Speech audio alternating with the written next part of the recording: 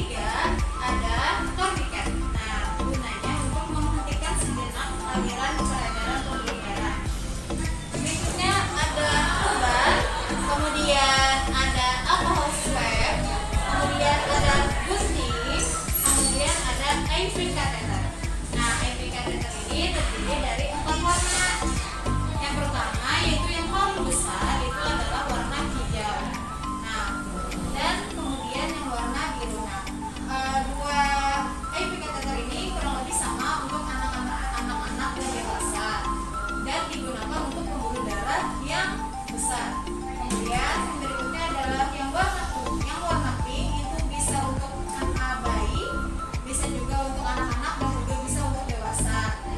Kemudian yang ini adalah yang paling kecil itu ukuran 24. Nah, yang ini bisa digunakan untuk pembuluh darah yang memiliki pembuluh darah yang kecil-kecil.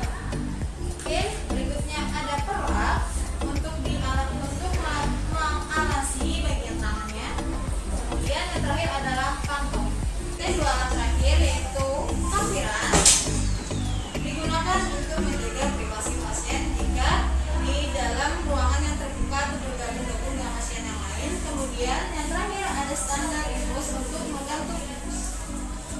Baik, dalam praktek tindakan ini saya akan mencontohkan menggunakan cairan infus RL sesuai dengan advis dokter atau catatan medis serta menggunakan infuset yang makro serta menggunakan IV catheter yang berukuran 18 atau ukuran normal. Baik, selanjutnya saya akan mencontohkan bagaimana tata cara pemasangan infus.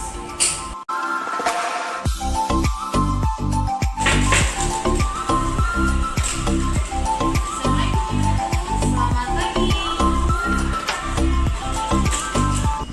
Permisi Ibu, sebelumnya apakah ini benar pasien dengan atas nama Karnisa Trisna Putri?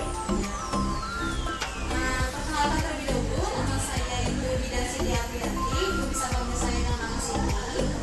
Saya bertugas hari ini untuk melakukan pemasangan infus sesuai dengan advis dokter. Nah, dikarenakan anak ibu saat ini sedang membutuhkan cairan. Untuk prosedur pemasangannya, cairan selang infus akan dipasang melalui tangan anak ibu.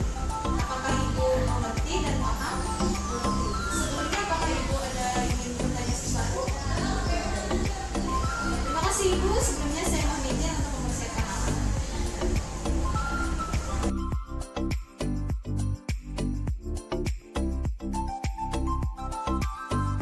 Baik ibu, berikut ini saya akan melakukan pemasangan infus. Sebelumnya untuk tanggalnya itu tidak pada luar saya, ibu masih bisa ditemukan.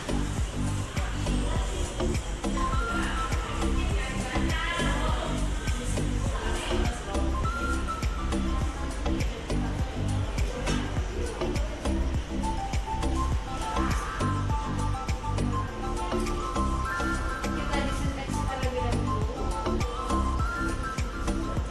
Kemudian kita pasang infuset.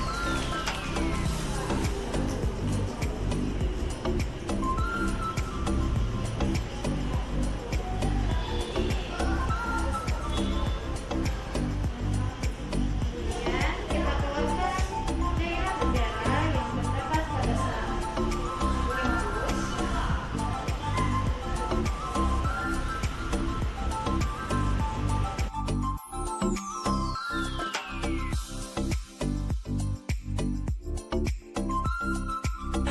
Berikutnya kita tutup.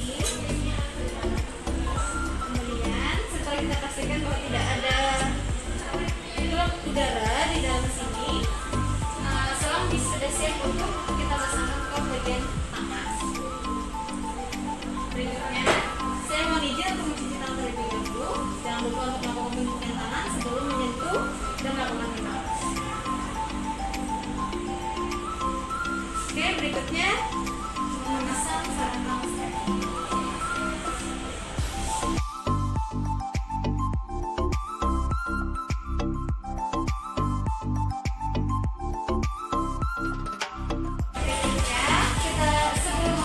Terus kita periksa terlebih dahulu lokasi bagian tangan yang akan dipasangkan digenggam tangannya terlebih dahulu ya Ibu.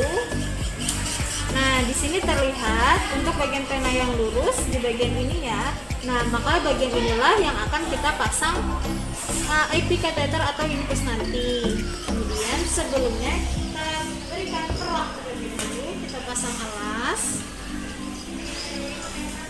Permisi Ibu, angkat tangannya sebentar.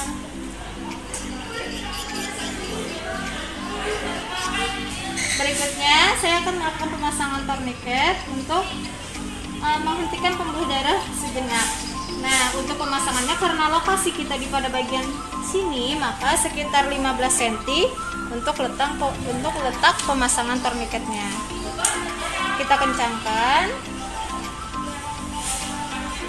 Apakah sakit Ibu?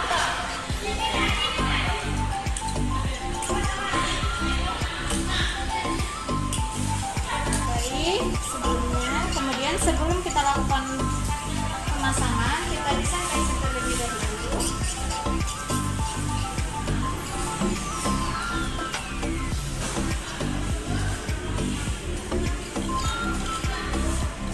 Kemudian kita ambil IP kateter, kita buka.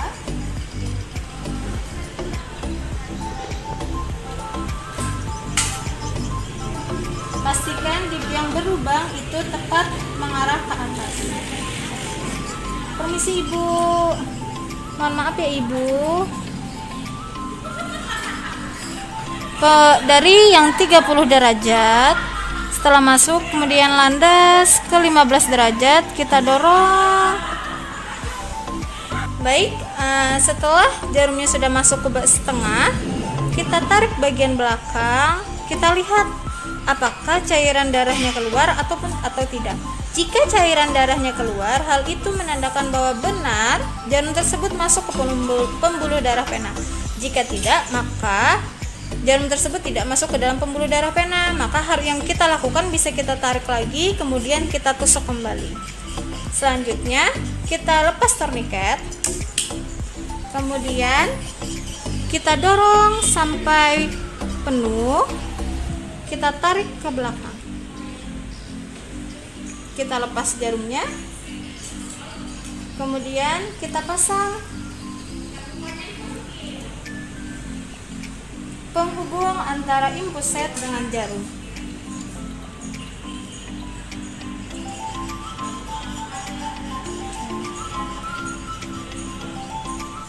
Setelah kita pasang, kita tentukan kecepatan dari cairan infus tersebut. Menurut advis dokter diminta yaitu 20 tetes per menit. Nah, berarti hal itu menunjukkan bahwa setiap 3 detik itu 1 kali tetes.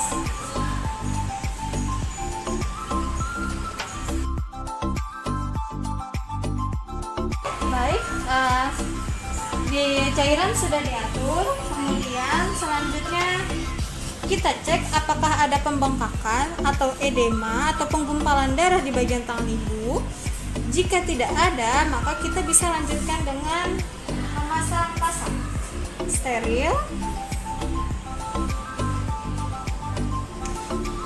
Kita bisa memasang kasa steril, kemudian kita plester menyilang, atau kita juga bisa langsung membentuk kupu-kupu atau plester kupu-kupu.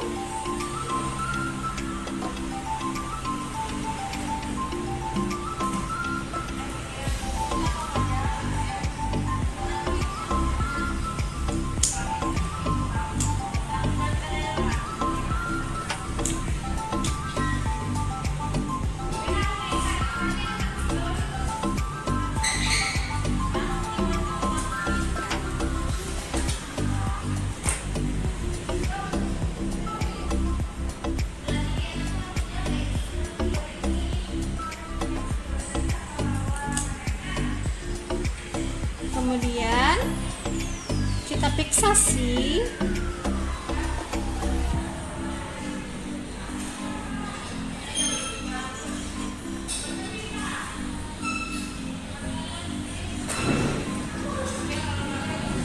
Fiksasi ini dilakukan agar serang tidak mudah terlepas atau bergerak. baik. Kemudian kita lepas sarung tangan.